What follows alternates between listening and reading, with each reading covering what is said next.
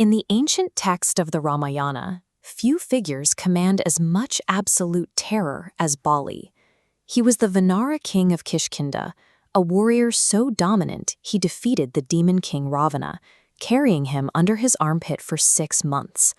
Bali's invincibility was a divine boon, a golden necklace acting as an automatic siphon.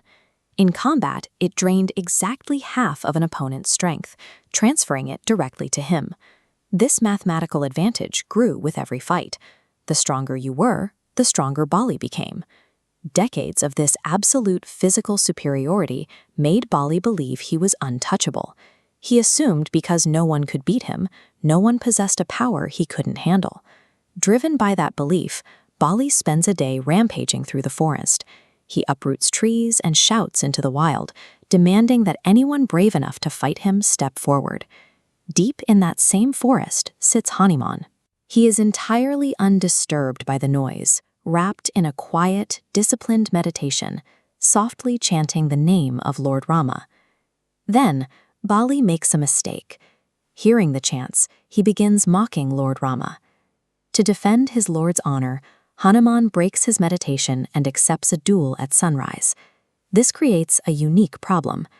How does a quiet, meditating devotee survive a fight against a warrior who automatically steals half of his physical strength? The night before the duel, Lord Brahma secretly intervenes.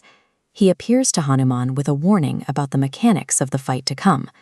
Brahma explains the difference in their strength. Bali's power is a biological trait, a finite amount of muscle and bone, but Hanuman's power is spiritual. Because it is fueled by total devotion to Rama, it is infinite. To manage the transfer, Brahma gives Hanuman a specific instruction. He must leave 90% of his power at the altar. When the sun rises, Hanuman must walk onto the battlefield carrying only a 10% fraction of his total strength.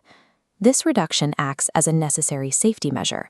If Hanuman carries his full power, the energy Bali siphons will exceed what a physical body can withstand. The sun rises and the fighters meet.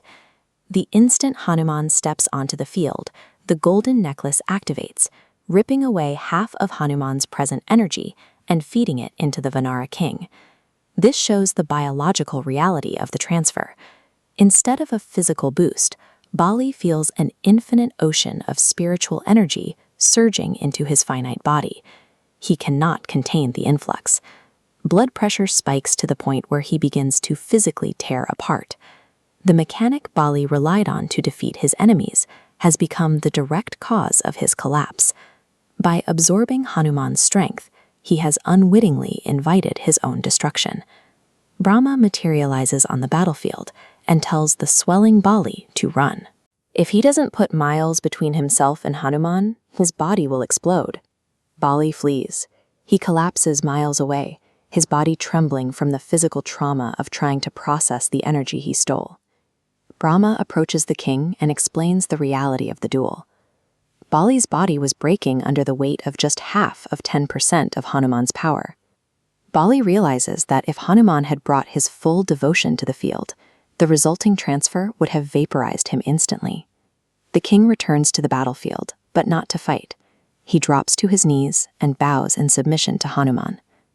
This highlights the difference between two kinds of power. Bali relied on a boastful physical strength that was strictly limited by its own ego. Hanuman relied on a quiet, controlled devotion that had no ceiling.